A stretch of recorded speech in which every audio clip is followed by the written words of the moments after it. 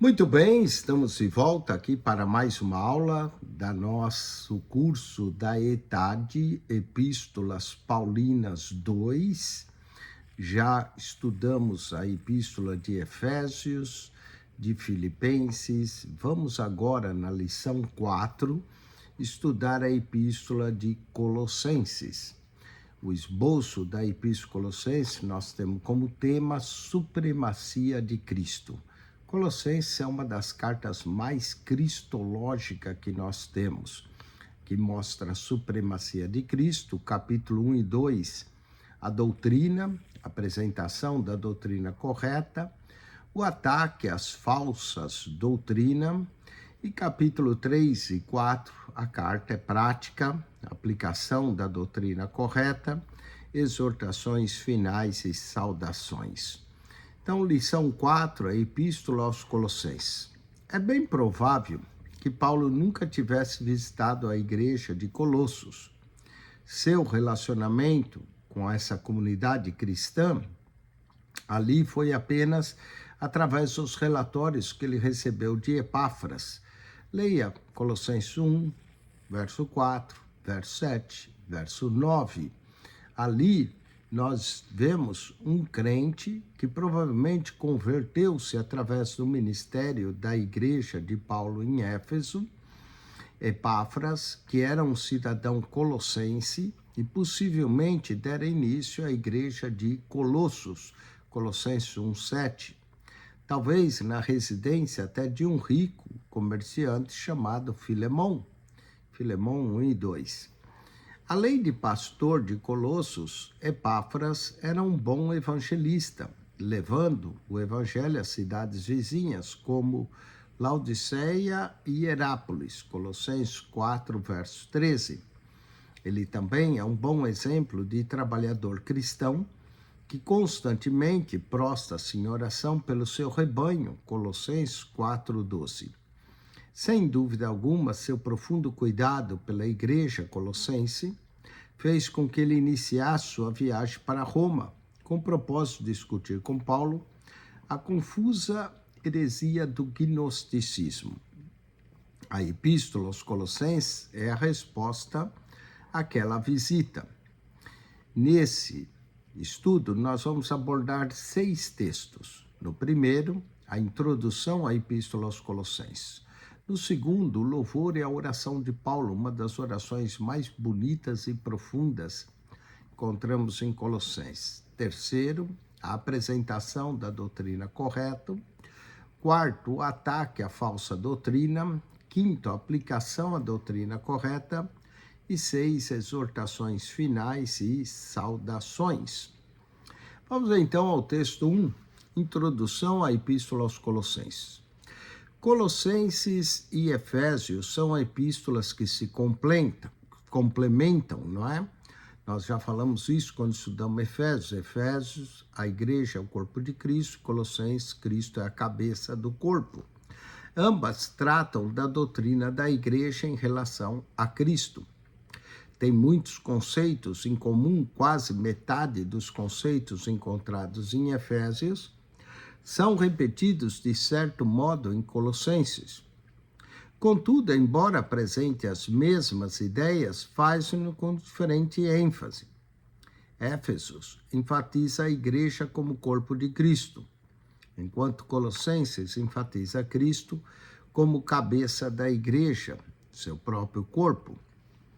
Ocasião: Éfesos, Colossenses e Filemão foram provavelmente escritas ao mesmo tempo e entregues pelo mesmo mensageiro, Tíquico, anos 61 e 62. Foram escritas quando da visita de Epáfras a Paulo, que estava encerrado na prisão em Roma. Colossenses 1:4, Colossenses 4:18. Epáfras, líder da igreja de Colossos, falou a Paulo do progresso daquela igreja, mas também lamentou o fato de uma heresia que grazava dentro da igreja. Essa heresia, comumente conhecida como gnosticismo, caracterizava por uma mistura de espiritualismo e ritualismo. Aparentemente, havia dentro da igreja membros da fé judaica que estavam tentando manter as cerimônias de sua velha fé, incorporando ao mesmo tempo filosofias ímpias de cultura pagã que os cercavam. E como resultado, esses começaram a questionar a divindade de Cristo e a sua suficiência em prover completa salvação. Eles argumentavam que a verdadeira salvação somente podia ser obtida através do conhecimento especial possuído apenas por eles. Paulo enviou uma carta através de Tíquico, refutando a validade desses falsos ensinamentos, e aproveitou o mensageiro para enviar uma carta à igreja de Éfeso e devolver a Filemão seu escravo fugitivo, Onésimo. Tema. O tema da Epístola aos Colossenses é a supremacia de Cristo. A heresia do gnosticismo que estava crescendo em Colossos ameaçava o fundamento da fé cristã, atacando Cristo e a salvação através dele. A heresia alegava que Cristo não era divino e, por isso, a humanidade tinha de efetuar o trabalho de salvação por si própria através do conhecimento de revelações especiais, observando certos rituais, adorando seres angelicais. Paulo, então, apresenta Cristo como o co-criador do universo, igual a Deus Pai, em todos os aspectos, que tomou o corpo humano para conceder-nos completa salvação. Vamos ao esboço. A Epístola aos Colossenses pode se dividir em duas seções. Doutrinária, capítulo 1 e 2, prática, capítulo 3 e 4. Na primeira seção, Paulo começa com as saudações costumeiras de agradecimento e oração, e depois apresenta a doutrina correta sobre Cristo e a salvação, capítulo 1. Depois de expor sobre o que os colossenses deveriam acreditar, Paulo ataca a falsa doutrina que penetra aquela igreja, capítulo 2. Na segunda sessão, Paulo aponta essas doutrinas para a vida diária dos crentes. Ele declara que suas vidas antigas pertencem ao passado e que agora eles estão livres para viverem como novas criaturas. Epístola aos Colossenses, tema supremacia de Cristo. Doutrina, apresentação da doutrina correta, capítulo 1, verso 1 ao 2, 7. O ataque à falsa doutrina, capítulo 2, verso 8 a 23. Na parte prática, aplicação da doutrina correta, capítulo 1 ao 4, 1. E exortações finais, saudações, capítulo 4, verso 2 ao 18. Relacione a coluna A de acordo com a B. Coluna A. Além de Éfesos, trata da doutrina da igreja em relação a Cristo. Aqui é Colossenses, letra D, 4.1D, Colossenses, Efésios, Colossenses, Filemão, escritas por Paulo, tiveram como seu mensageiro, letra B. Aqui é letra A, Epáfras foi o mensageiro. Epáfras, letra A, líder da igreja de Colossos. Aqui é Epáfras. Teve como seu mensageiro Tíquico, letra B, e aí na próxima, 4.3, líder da igreja de Colossos, Epáfras. A quem Paulo devolveu o escravo Onésimo, a Filemão, letra C. Então, fica D, B, A, C. Vamos ao texto 2, o louvor e a oração de Paulo. Colossenses, capítulo 1, verso 1 a 14. Como mencionamos anteriormente, Epáfras, o pastor da igreja colossense, viajou para Roma a fim de discutir com Paulo os assuntos de sua igreja. Seu relatório sobre a igreja em Colossos foi tão tocante que Paulo começou a orar por eles imediatamente e depois escreveu-lhes uma carta. Vamos ao louvor de Paulo. Paulo inicia sua carta com agradecimento e louvor pela fé dos crentes colossenses. Ele fala do bom relatório que recebera de Epáfras e declara que eles são parte do plano universal de Deus. Lembra-os que o poder do Evangelho atua no mundo todo. Isto é, o Evangelho alcançou mais do que a pequena cidade de Colossos. Ao mencionar isso, Paulo quer que esses crentes reflitam seriamente sobre sua salvação, para não serem tentados a se envolver com o mundo espiritual desconhecido. Podemos aqui ver a sabedoria de Paulo ao dirigir-se à igreja em Colossos, o que pode ser também muito útil para líderes de igreja em nossos dias. Ao invés de referir somente aos problemas dos crentes, seus erros doutrinários, ele sabiamente os elogia pelo que estão fazendo corretamente e lembra-os do evangelho verdadeiro e poderoso que já está frutificando em todo o mundo. Note que Paulo passou um capítulo todo apresentando a doutrina correta antes de mencionar a doutrina herética. Vamos ao pedido de oração de Paulo, Colossenses 1, verso 9 a 11, uma das orações mais lindas que encontramos aqui. No verso 9, Paulo compartilha com os colossenses o tema de suas orações por eles. Paulo diz, e de pedir que transbordeis do pleno conhecimento da sua vontade, em toda sabedoria e entendimento espiritual. Falsos mestres estavam levando alguns dos colossenses a duvidarem de sua salvação, dizendo que eles não tinham o conhecimento especial necessário para progredir em direção à salvação completa. A palavra pleno implica que em Cristo está todo o conhecimento para a salvação e o andar cristão. O crente não precisa procurar nenhuma outra revelação especial além daquela contida na Bíblia. Certamente precisamos crescer em conhecimento espiritual, Colossenses 1:10, mas isso deve ser baseado somente em Cristo, em quem se esconde todos os tesouros de sabedoria e conhecimento, Colossenses 2, verso 3. Quando um crente está crescendo nesse conhecimento, essas qualificações distintas são evidentes em sua vida. Um andar digno diante do Senhor, uma vida agradável ao Senhor, uma obra frutífera, uma força poderosa, uma longanimidade com gozo. Colossenses 2, verso 10 e 11. A descrição de Paulo, Colossenses 1, verso 10 e 11, né? A descrição de Paulo sobre a salvação. Paulo exorta os colossenses a serem agradecidos pela salvação que receberam. Ele estava consciente de que falsos mestres estavam atacando a doutrina da fé, através da fé em Cristo, a doutrina de salvação através da fé em Cristo. Afirmava que esta não é suficiente para completa salvação. Esses falsos mestres ensinavam que a salvação requeria eras de tempo e inúmeras reencarnações através das quais a alma se esforçaria para galgar a perfeição espiritual por seus próprios esforços. Paulo enfatiza a salvação através de Cristo como algo imediato e completo.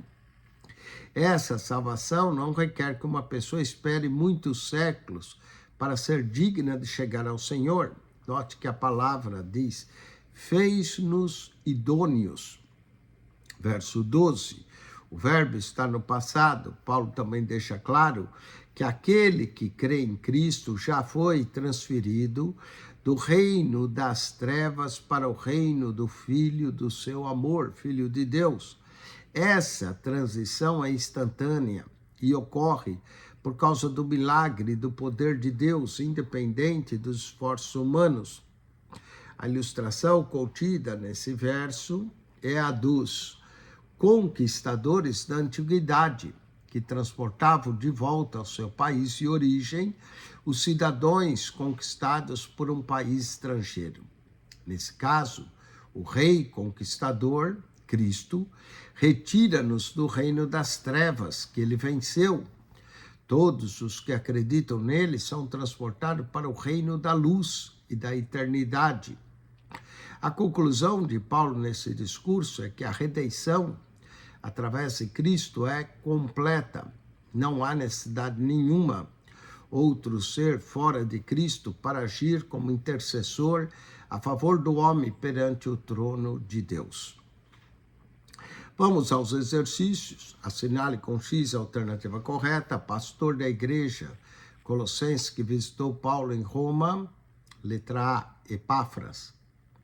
Aquele que está crescendo em conhecimento espiritual se caracteriza por todas, vida agradável ao Senhor, obra frutífera, força poderosa, todas as alternativas estão corretas. 4.7. Paulo enfatiza a salvação através de Cristo como B, algo imediato e completo.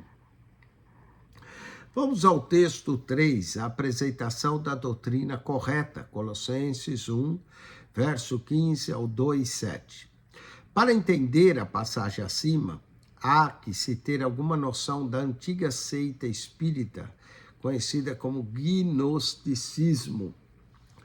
Os gnósticos descreviam seu Deus como tendo a plenitude de Deus em si.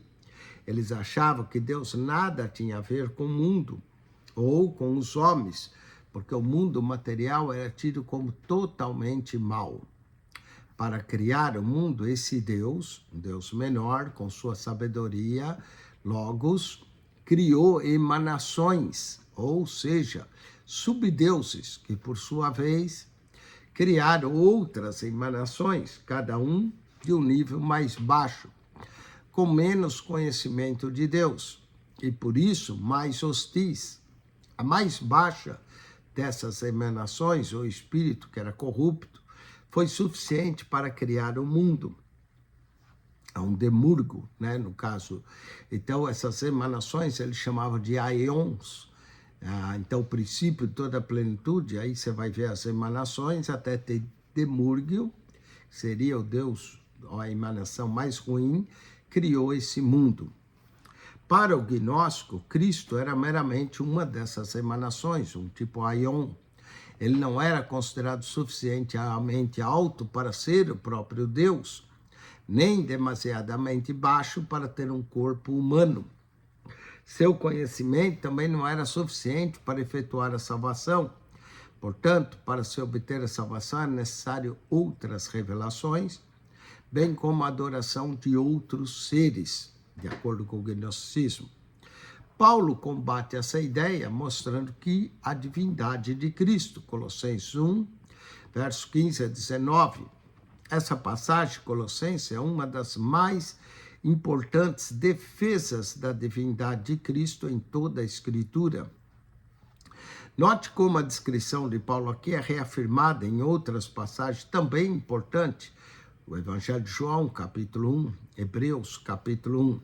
Porém, essa passagem foi escrita antes do Evangelho de João e antes de Hebreus. Vamos lá. A revelação de Deus aos homens. Este é a imagem do Deus invisível, o primogênito de toda a criação. João 1,14, o Verbo se fez carne e habitou entre nós, que está no seio do Pai, é quem revelou. Nesses últimos dias nos falou pelo seu Filho a expressão exata do seu ser, Hebreus 1, 2 e 3. Herdeiro de todas as coisas. Paulo diz que ele é o primogênito de toda a criação. João diz que ele é o Deus unigênito. Hebreus 1, 2, eis a quem constituiu o herdeiro de todas as coisas. João também declara que todas as coisas foram feitas por ele e sem ele nada do que foi feito se fez. 3. O Criador de todas as coisas, porque nele foram criadas todas as coisas. João 1, 3, todas as coisas foram feitas por intermédio dele, pelo qual também fez o universo. Hebreus 1, 2. De existência eterna, ele é antes de todas as coisas. No princípio era o Verbo. No princípio, o Senhor e teus anos jamais terão fim. Totalmente Deus, que nele reside toda a plenitude da divindade. Colossenses 1, 19, Colossenses 2, 9. E o Verbo era Deus, João 1, 1. é o resplendor da glória, Hebreus 1:3. Nos contextos aí que nós vimos, há 3 palavras que requerem mais explicação para serem entendidas corretamente. Primeiro, primogênito da criação, verso 15. Esse termo não implica que Cristo tenha sido criado como o primeiro. Cristo não foi criado, ele é o eterno Filho de Deus. Isaac foi chamado de primogênito porque tinha posição prioritária entre os filhos de Abraão, não por ter nascido primeiro. Ismael nasceu primeiro. A palavra é, na verdade, um título designativo para o filho, que é o herdeiro dos tesouros da família.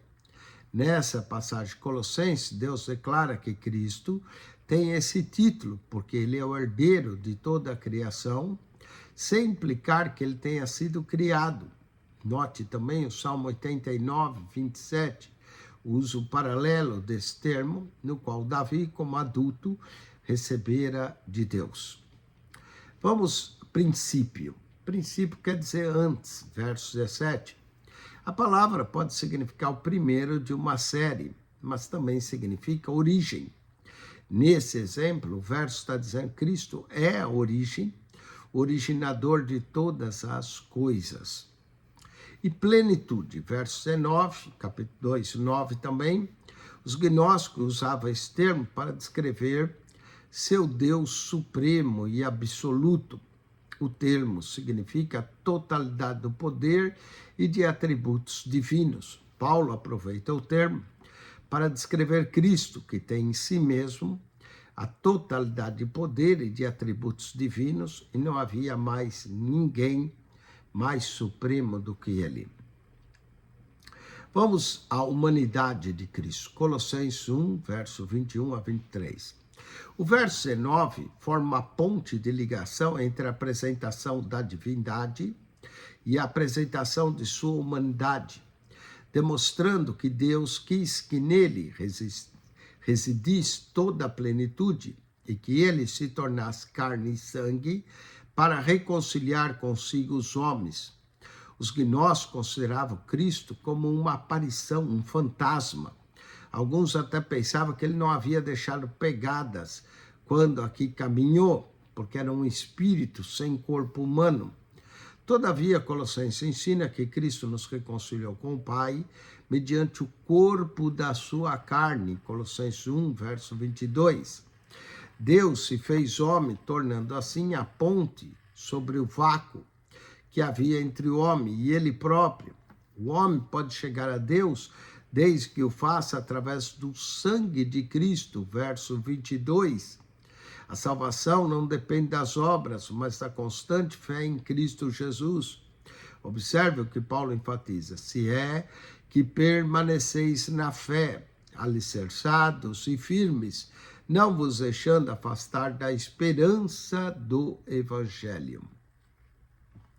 Ainda no capítulo 1, verso 24 ao 2:7, Paulo menciona a sabedoria de Cristo em nós. Paulo descreve que toda a verdadeira sabedoria se encontra em Cristo e não na filosofia humana.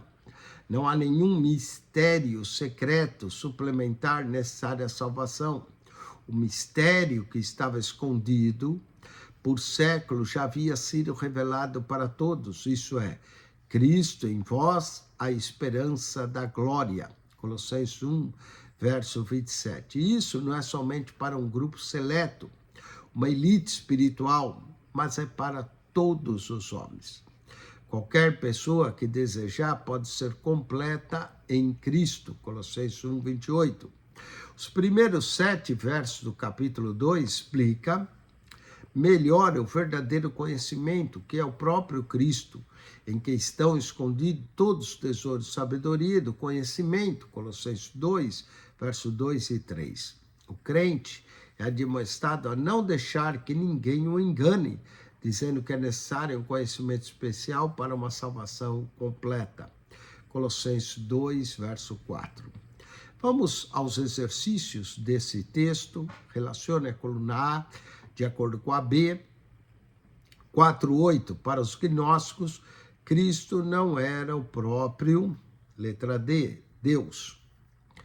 4:9, como Colossenses 1:15 retrata Jesus. Letra E, a imagem do Deus invisível. 4:10, uma das afirmações da existência eterna de Cristo.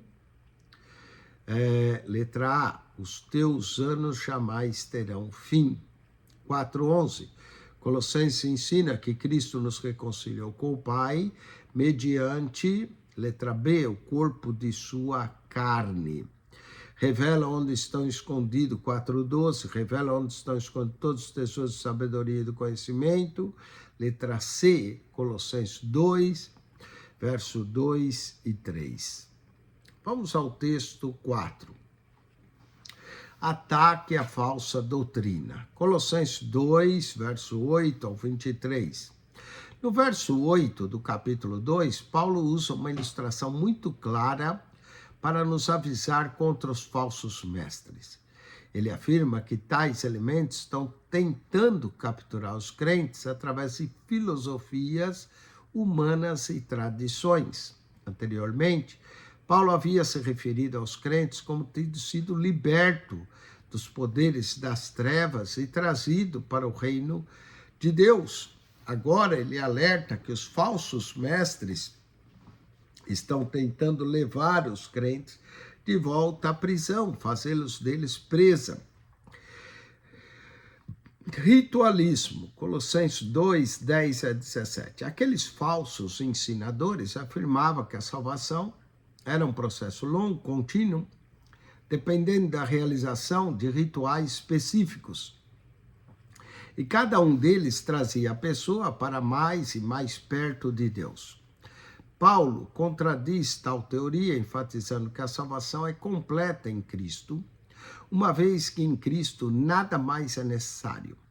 Paulo ainda usa o exemplo da circuncisão para explicar esse ato, mostrando que a circuncisão mais importante é aquela que é realizada no coração. Romanos 2, 28 e 29. Alguns judeus crentes, dando mais importância à lei, afirmavam a necessidade da circuncisão para alcançar a salvação. Atitude essa que, na verdade, não passava de um ato simbólico. Da mesma maneira, hoje, necessitamos ser cuidadosos para não permitir que os rituais e cerimônias passem a ter valor como agente de salvação. Somente Cristo pode nos dar a salvação. Ao falar da nova vida em Cristo, Paulo dá uma bela ilustração de perdão. Nos tempos antigos, o papel era tão caro que quando uma dívida era paga, ao invés de jogar o papel fora, ele era imerso numa solução química que removia a tinta e os deixava limpo para ser usado novamente. Da mesma maneira, a nossa dívida pelo pecado foi paga e completamente apagada. Verso 14. Cristo apagou de nossas vidas e quer nos usar para estender o trabalho do seu reino. É um grande encorajamento para os crentes compreenderem que, além do perdão, temos vitória completa sobre todos os poderes malignos. Cristo triunfou publicamente sobre todas as autoridades e potestades espirituais. Verso 15.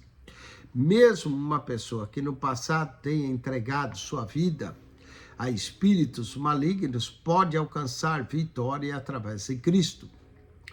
Este ensino foi marcante, principalmente para os colossenses, porque a cultura gnóstica enfatizava o espiritismo ou a adoração de espíritos como uma precaução necessária contra o mal. Paulo diz que em Cristo não precisamos temer nenhum espírito. Como já observamos, muitas tradições judaicas misturam-se com o espírito gnóstico. Alguns dos judeus sentiam que as festas da antiguidade, os feriados, os hábitos alimentares, conforme as leis do Antigo Testamento, deveriam ser devidamente observadas. Daí, Paulo explica que essas regras eram somente sombras ou símbolos para ensinar os princípios de Cristo que havia de vir. Agora, com a vinda de Cristo, o evento cumprido, as leis antigas não tinham mais propósito para o crente, a não ser ensinar sobre Cristo. Mediadores. Paulo enfatiza a supremacia de Cristo para confrontar o ensinamento dos falsos do gnosticismo, e que os anjos e seres espirituais também deviam ser adorados como um passo necessário para a salvação.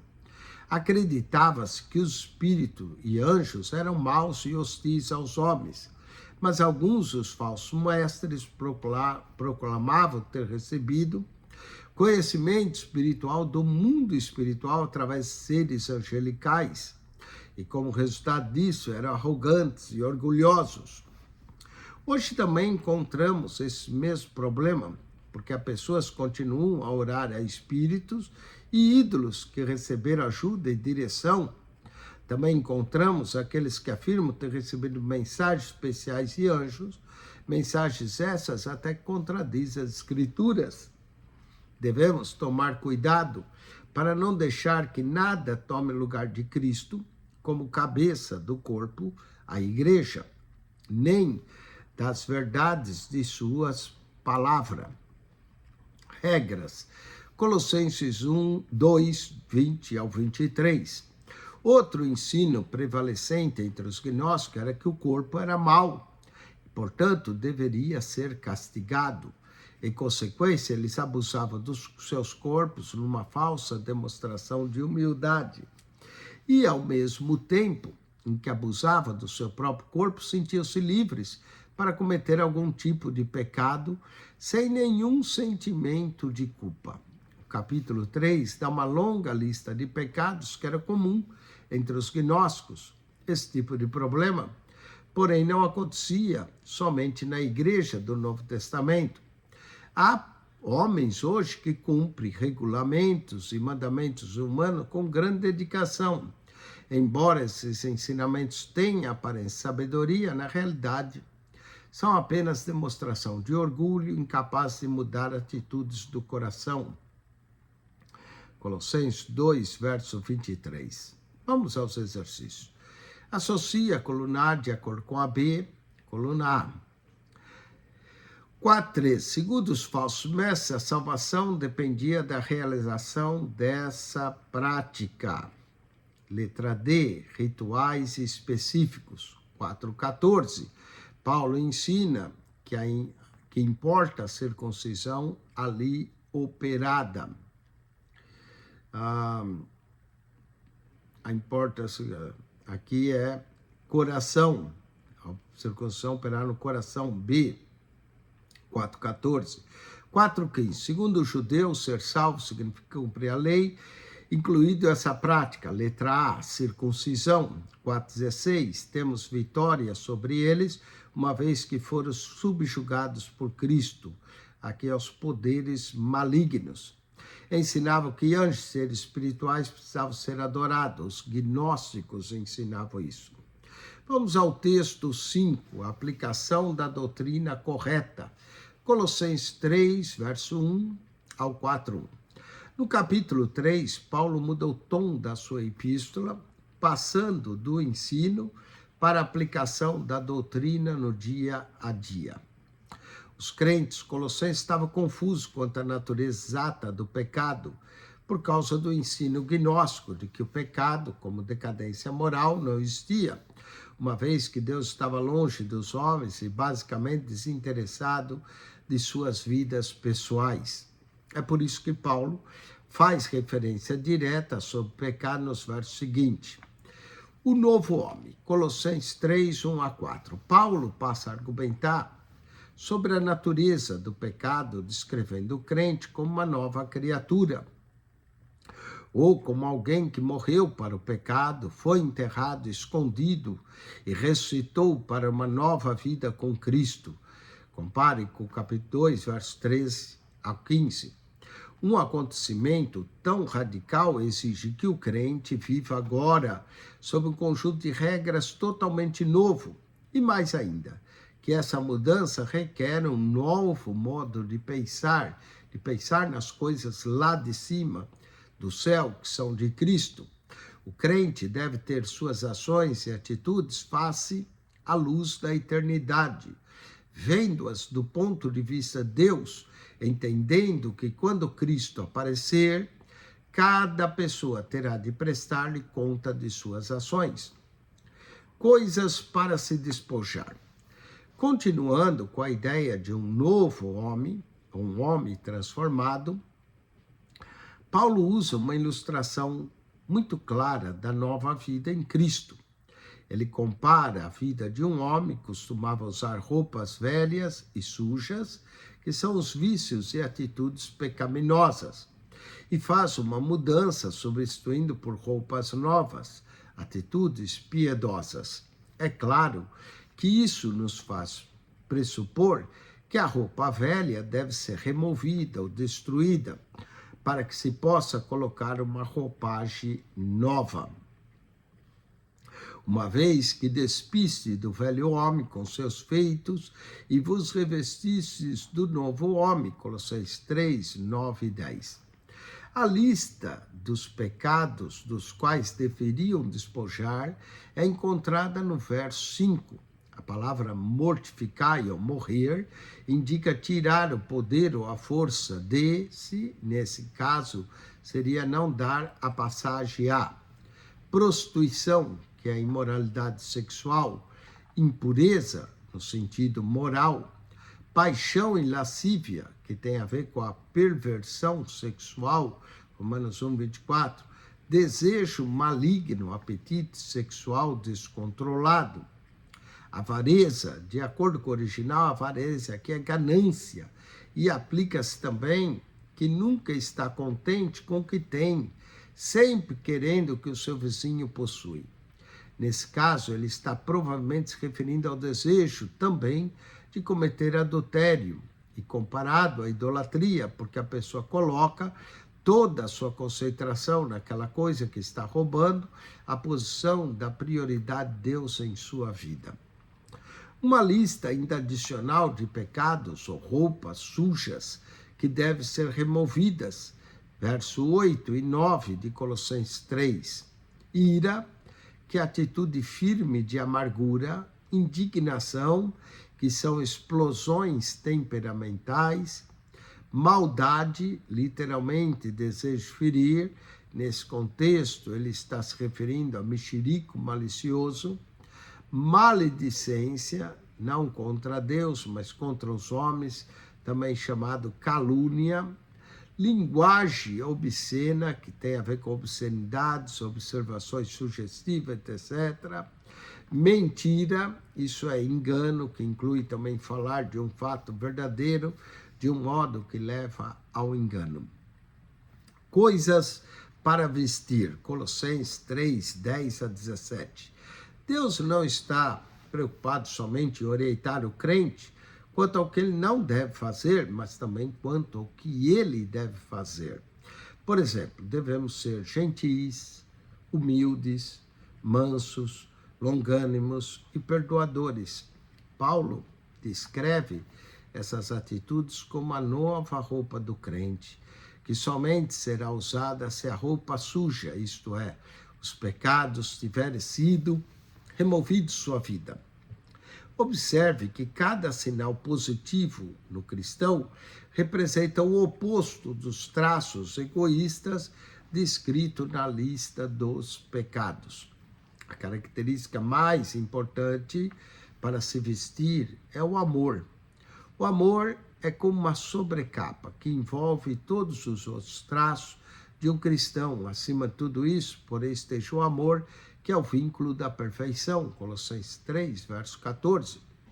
Quando os velhos pecados são retirados de nossa vida e nos vestimos dessas atitudes cristãs, a paz de Deus passa a dominar o nosso coração, Colossenses 3, 15. Nossa vida mostra o espírito de adoração, Colossenses 3, 16. Quando consideramos Cristo em todas as nossas palavras e obras, 3:17. em casa e no trabalho, Colossenses 3, 18 a 4, 1. O estilo de vida descrito por Paulo nesse capítulo vai além do ensino sobre a igreja, de um relacionamento pessoal com Deus. Deve atingir o nosso relacionamento diário com nossos cônjuges, filhos, empregadores ou empregados. Paulo dá instruções específicas quanto à manifestação de características cristãs em cada área de nossa vida. Esposas devem submeter a seus maridos. Maridos devem amar suas esposas. Filhos devem obedecer a seus pais. Empregados devem trabalhar como para o Senhor. Empregadores devem ser justos com seus empregados. Todas essas instruções trazem essa ideia central. Tudo quanto fizer, fazei-o de todo o coração, como para o Senhor, e não para os homens, cientes que recebereis do Senhor a recompensa da herança. A Cristo o Senhor é que está servindo. Colossenses 3, verso 23 e 24. Vamos aos exercícios. Marque-se para certo e para errado.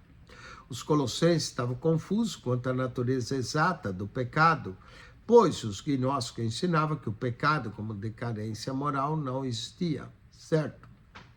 Paulo buscou esclarecer sobre a natureza do pecado, descrevendo o crente como uma nova criatura, morta para o pecado, certo? O crente deve ter pensamentos e ações segundo o ponto de vista de Deus. Quando Cristo vier, prestaremos conta de nossas ações a Ele, certo? Tudo quanto fizermos, devemos fazer de forma a jamais desagradar os homens. Errado. Devemos fazer de forma a agradar a Deus. Errado. Texto 6. Exortações finais e saudações. Colossenses 4, verso 2 ao 18. Os três temas-chave dos comentários finais de Paulo são: perseverem em oração, tenham bom testemunho, lembre-se que nós zelamos por vocês. Vamos ao perseverar em oração. Paulo admoestou os colossenses a perseverarem em oração, Colossenses 4, 2, velando nela com ações e graças. Essa palavra, na linguagem original, indica uma necessidade constante de atenção. Paulo acrescenta que precisamos vigiar em oração, enfatizando que vigiar é não negligenciar a vida de oração. Antes, mantê-la fiel e ferventemente viva. Ao falar sobre a oração, Paulo sente-se movido a pedir à igreja que ore por ele. Seu pedido foi para que ele tivesse uma porta aberta para evangelizar. Embora Paulo estivesse preso atrás de portas fechadas, seu desejo não era de liberdade pessoal, mas de liberdade para o evangelho. Aparentemente, seu pedido foi respondido, pois lemos em Filipenses 1, verso 13, que Paulo levou muito de seus guardas a ouvirem a palavra de Deus. Ter um bom testemunho. No seu pedido de liberdade para evangelizar, Paulo dá 4 princípios para o evangelismo pessoal que deve ser feito. 1. Claramente. B. Sabiamente. 3. Constantemente. 4. Aqui, graciosamente. A palavra manifestar, no verso 4, indica uma clara apresentação do evangelho. Paulo recomendou aos colossenses: primeiro, orar para que Deus lhe mostrasse exatamente o que dizer. Embora se tenha a mensagem certa, se não for apresentado de modo correto, não trará frutos. Observe como advertência paralela em 1 Pedro 3,15. Estai sempre preparados para responder com mansidão e temor a qualquer que vos pedir a razão da esperança que há em vós. 2. Portarem-se com sabedoria para os que são de fora, com meio de conduzi-los a Cristo. 4. Remirem o tempo. Isso significa que precisamos usar de toda a oportunidade disponível para testemunhar. muitos crentes caem no erro de esperar por certas oportunidades especiais para testemunhar. Mas Paulo diz para sair e remir o tempo, ou seja, comprar oportunidades. Em outras palavras, devemos testemunhar continuamente, arranjando ocasiões para apresentar Cristo aos outros. E, finalmente, devemos ter uma maneira agradável ao apresentar o nosso testemunho. Paulo diz que o nosso falar deve ser gracioso e sábio. Paulo usa o sal para ilustrar o falar agradável da parte do crente. Assim como o sal produz sede e faz com que a comida se torne mais saborosa, também nosso testemunho cristão deve criar uma sede espiritual e apetite no coração daqueles que nos ouvem. Os colaboradores de Paulo. Muitos têm perguntado por que Paulo fez uma lista tão longa de saudações pessoais no final dessa carta. Certamente, Paulo estava encorajando uma igreja enfraquecida, lembrando o grande número de irmãos que permaneceu zelosos e que estavam orando por ela. Mas, além disso, a lista dá-nos hoje algumas biografias interessantes de inspiração. Vejamos 3 delas. Tíquico. Esse homem foi um mensageiro que levou as epístolas de Paulo a Colossos, Éfeso e Filemão. Efésios 6:21, Colossenses 4:8 e Filemão 12. Mais tarde, levou as epístolas a 2 Timóteo e a Tito, 2 Timóteo 4:12, Tito 3:12. Esse homem, quem Paulo confiava e quem admirava, recebeu dele o mais significativo tratamento, jamais pensado a outro companheiro, irmão amado e fiel ministro e conserva no Senhor, verso 7. Mais do que o mensageiro Tíquico, foi um porta-voz de Paulo, ensinando muitas coisas que não pudera escrever em sua carta. Ele era um evangelista, mestre, cujo desejo era de confortar, encorajar, fundamentar os corações dos crentes. Uma tarefa específica que ele teve em Colossos foi a de devolver Onésimo, escravo fugitivo, ao seu dono Filemão. Vamos a outro, Epáfras. Ele fundou a igreja de Colossos, Colossenses 1:7, e talvez tenha fundado a igreja de Herápolis e Laodiceia, Colossenses 4, verso 13. Epáfras é o exemplo ideal de um homem com coração de pastor. Paulo nota que ele combateu em oração, com coração de pastor, pelo rebanho sob sua responsabilidade, Colossenses 4:12. Essa palavra no grego, agonizo, de onde se origina a palavra agonizar, significa lutar fortemente contra o inimigo. O inimigo, nesse caso, era o poder de Satanás, demonstrado através dos falsos mestres gnósticos. Epáfras orava fervorosamente para que Deus protegesse os crentes colossenses, fazendo-os firmes, seguros e perfeitos, maduros na fé. Demas. Esse homem, embora cooperador de Paulo, não recebeu qualquer palavra de honra ou de louvor. O Espírito Santo estava dirigindo Paulo a não proferir palavras levianamente. Possivelmente, àquela altura de sua vida, a falta de fidelidade e dedicação já fosse evidente em Demas. Embora parecesse que ele estava trabalhando diligentemente no ministério de Paulo, Filemão, verso 24, mais tarde sua fraqueza espiritual resultou em abandono da fé, porque Demas, tendo amado o presente século, me abandonou. 2 Timóteo 4:10. Vamos à saudação final. Paulo conclui sua carta assinando o próprio nome. Ele provavelmente sofria de uma doença nos olhos, conforme vemos em Gálatas 4:13-15, e por causa disso tinha que escrever com letras bem grandes ou ditar suas cartas a um amanuense, isso é, um copista. Quando as cartas eram ditadas, eles assinavam para provar que não eram forjadas. Podemos imaginar Paulo levantando a mão, morosamente, devido ao peso da corrente da prisão, e levando através da página para deixar sua assinatura. A saudação é de próprio punho. Paulo, lembrai-vos das minhas algemas. A graça seja convosco. Colossenses 4, 18. Vamos aos exercícios.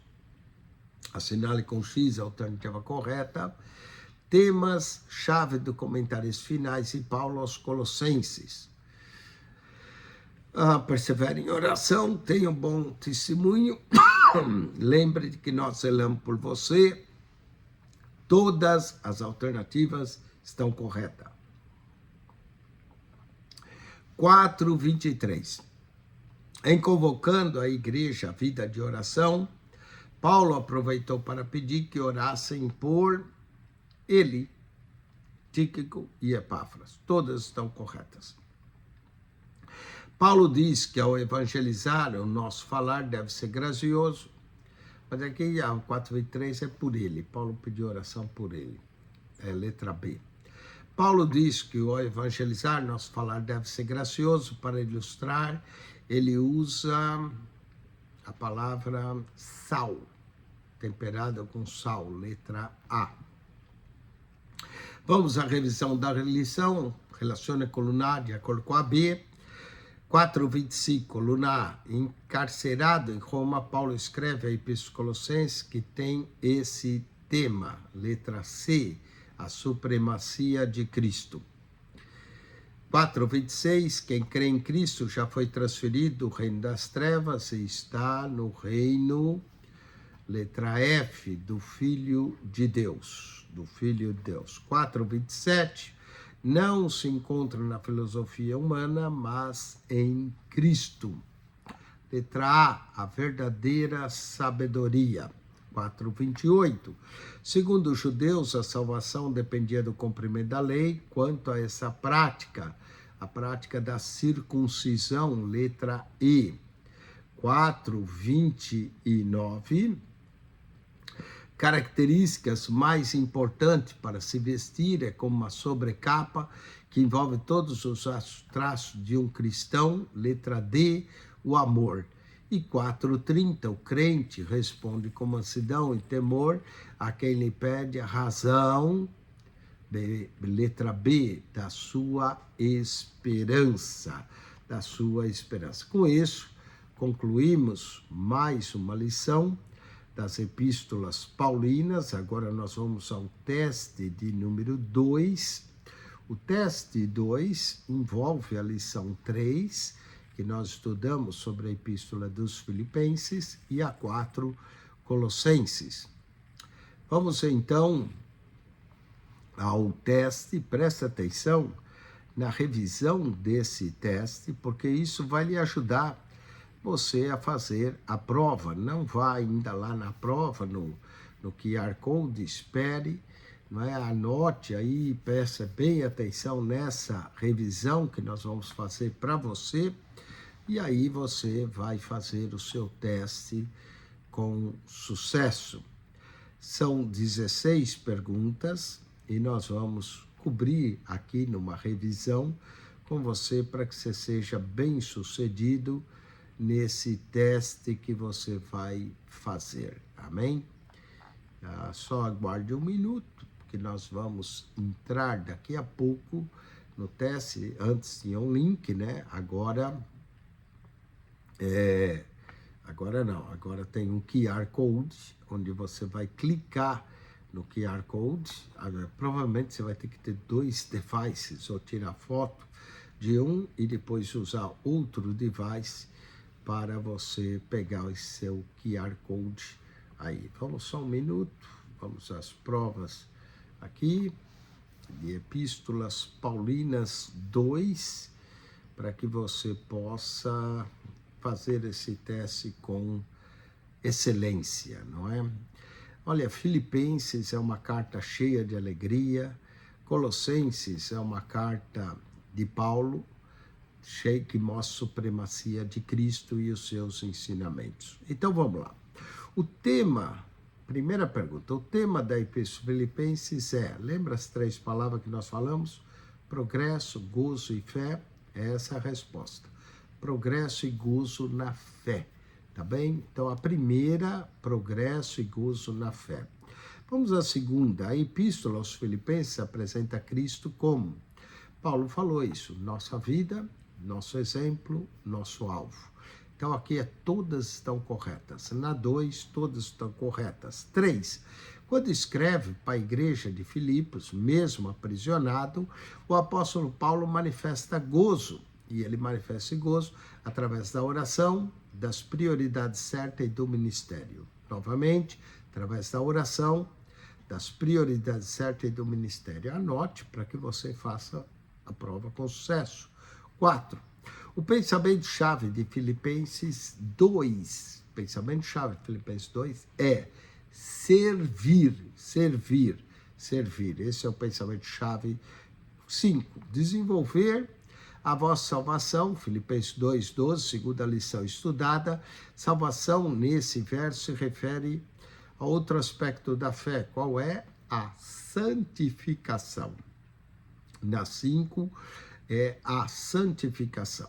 Agora, das 6 em diante, é certo ou errado, que fica mais fácil. Tratada no capítulo 3, Filipenses, o legalismo é um erro doutrinário, pelo qual se tenta agradar a Deus pela obediência, para assim obter salvação, certo? 7, para o problema da unidade espiritual na igreja de Filipos, o apóstolo Paulo diz que deveria haver uma restauração emocional, segundo a restauração, seguida da restauração mental, certo? Então, a 6 está certa, a 7 está certa. Vamos ao 8. A Epístola aos Colossenses trata da doutrina da igreja em relação a Cristo e destaca Cristo como cabeça da igreja, seu corpo, certo? 9. O tema da Epístola aos Colossenses é a encarnação de Cristo. Errado não é o tema, é a supremacia de Cristo, não a encarnação. João é que fala da encarnação, então 9 está errado. 10. Falsos mestres em Colosso levaram alguns crentes a duvidar de sua salvação, pois alegavam que eles não tinham o conhecimento necessário para prosseguir em direção à salvação completa. Certo, era o que os falsos mestres faziam. 11. Os gnósticos usavam o termo plenitude, que significa totalidade de poder e atributos divinos, para descrever seu Deus supremo e absoluto. Certo. 12. Para confrontar os ensinos dos gnósticos, que diziam que anjos e seres espirituais deviam ser adorados, o apóstolo Paulo enfatiza a supremacia de Cristo, certo?